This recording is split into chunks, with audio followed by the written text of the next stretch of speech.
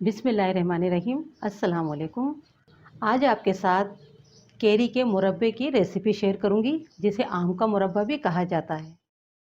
अक्सर लोग केरी का मुरब्बा बनाते हैं, तो आप इस तरीके से बना सकते हैं और ये मिनटों में बन जाता है। केरी मैंने लिए यहाँ पर हाफ़ केजी यानी 500 ग्राम।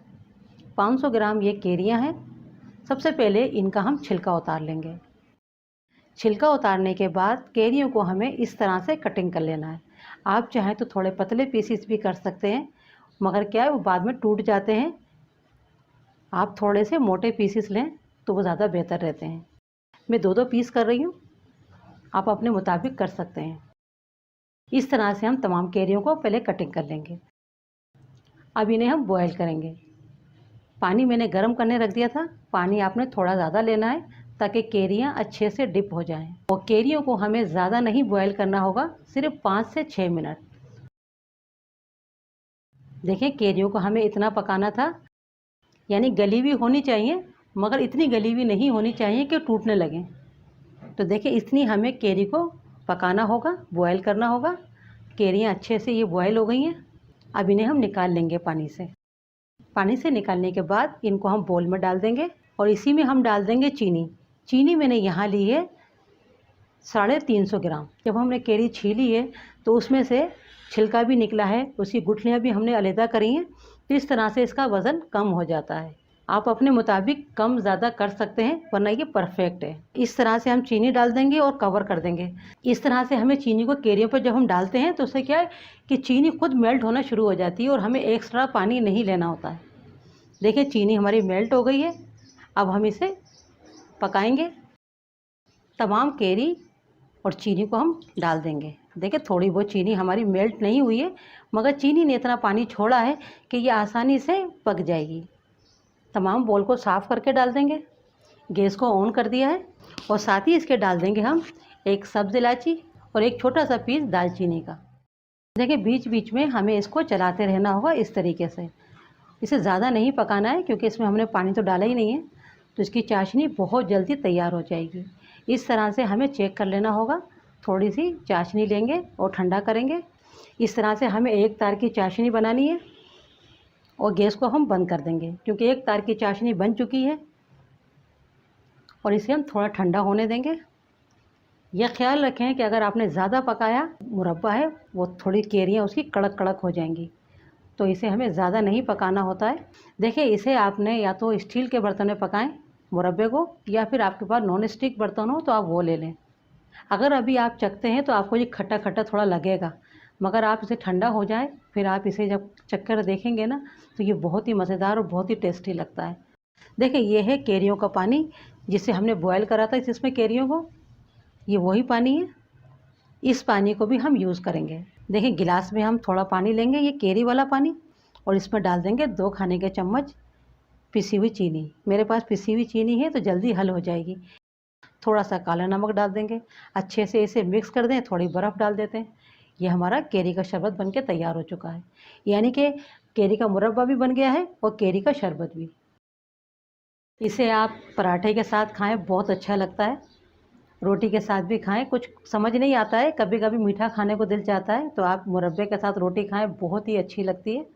इसको बनाने में ज़्यादा टाइम नहीं लगता है और झटपट बन के तैयार हो जाता है। ठंडा हो जाए तो आप किसी जार में भर के रख लें और इसे आप पूरे साल इस्तेमाल करें, यह ख़राब नहीं होता है।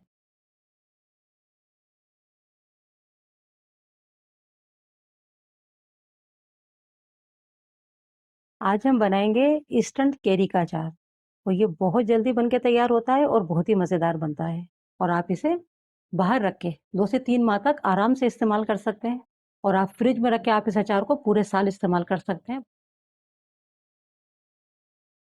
इसके लिए मैंने केरियाँ ली हैं हाफ़ केजी।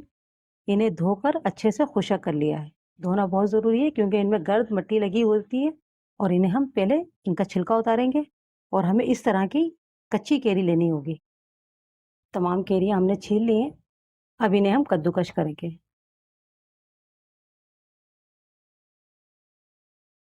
तमाम केरियों को हमने कद्दूकस कर लिया है। अब अचार बनाना शुरू करते हैं। इसके लिए मैंने लिया है कुकिंग ऑयल। आप सरसों का तेल भी ले सकते हैं। कुकिंग ऑयल मैंने लिया है 1 कप। और पहले हम ऑयल को थोड़ा गर्म करेंगे। हाफ टी स्पून मेथी दाना, आधा खाने का चम्मच सौंफ, 1 टीस्पून सरसों के दाने। इन मसालों को हमें ज़्यादा नहीं पकाना होगा, थोड़ा सा पका लेना है चंद सेकंड के लिए। गैस को हमने स्लो रखा है। देखें ये पक चुका है। हमें सिर्फ इतना ही पकाना है ताकि हमारा जो कुकिंग ऑयल है इसके अंदर मसालों का अच्छे से फ्लेवर आ जाए। अब हम गैस को बंद कर देंगे। 1 टीस्पून डालेंगे हम कलौंजी और ये ख्याल रहे कि हम गैस बंद कर चुके हैं क्योंकि हमें मसालों को ज़्यादा नहीं पकाना होगा।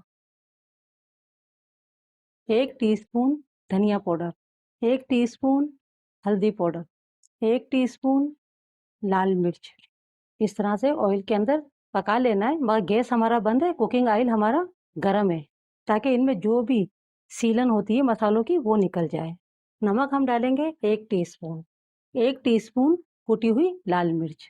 क्योंकि हमें मसालों को पकाना नहीं है, सिर्फ कुकिंग ऑयल हमारा गर्म है, उसी के अंदर हमें इन मसालों को हल्का सा रोस्ट कर लेना है ताकि इनमें जो भी सीलन है वो निकल जाए।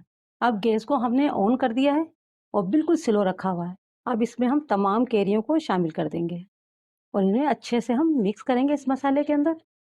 और गैस को बिल्कुल स्लो रखना होगा क्योंकि हमें इन कैरियों को हद से ज़्यादा नहीं पकाना होता है। हमने मसाले के साथ थोड़ा सा पकाना है और गैस को हमने बिल्कुल स्लो रखा है ताकि मसाले जो है अच्छे से कैरी के अंदर मिक्स हो जाएं। 2 मिनट करीब हम इन कैरियों को पकाएंगे। इससे ये होगा कि ये अचार हम फ़ौरन से खा सकते हैं, यानी कि अभी बनाया और अभी हम खा सकते हैं।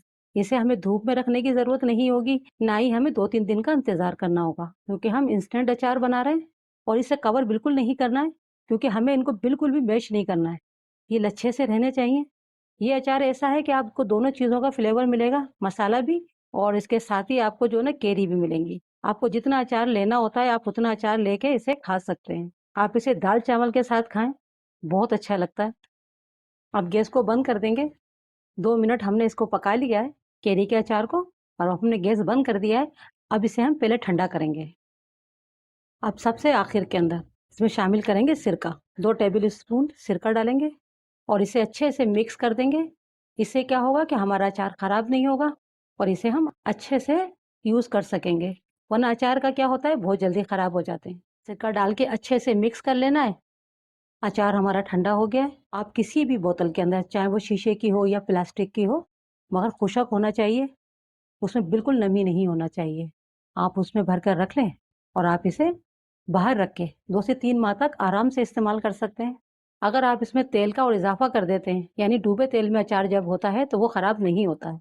अगर आप इसे फ्रिज में रख के इस्तेमाल करेंगे तो आप 1 साल से भी ज़्यादा इस्तेमाल कर सकते हैं। अगर आपने इसको बाहर रख के इस्तेमाल करना है तो कुकिंग ऑयल का थोड़ा इज़ाफ़ा कर लीजिएगा और ये ख़राब नहीं होगा। ये ख़्याल रखें कि उसमें चम्मच गीला ना डालें, उसमें कोई नमी की चीज़ ना जाए, वरना अचार बिल्कुल ख़राब हो जाता है। और आप फ्रिज में रख के आप इस अचार को पूरे साल इस्तेमाल कर सकते हैं, बल्कि उससे ज़्यादा भी इस्तेमाल कर सकते हैं कि फ्रिज में तो चीज़ें ख़राब नहीं होती हैं। मगर ठंडा होने के बाद आपको बोतल में भरना होगा। और ये हमारा इंस्टेंट कैरी का अचार बन के तैयार है। आप इसे फ़ौरन बनाएँ और फ़ौरन खा सकते हैं। 2 दिन, 4 दिन या 1 हफ़्ते आपको इंतज़ार बिल्कुल नहीं करना पड़ेगा कि अचार पकेगा फिर हम इसे खाएँगे। आप इसे फ़ौरन से खा सकते हैं।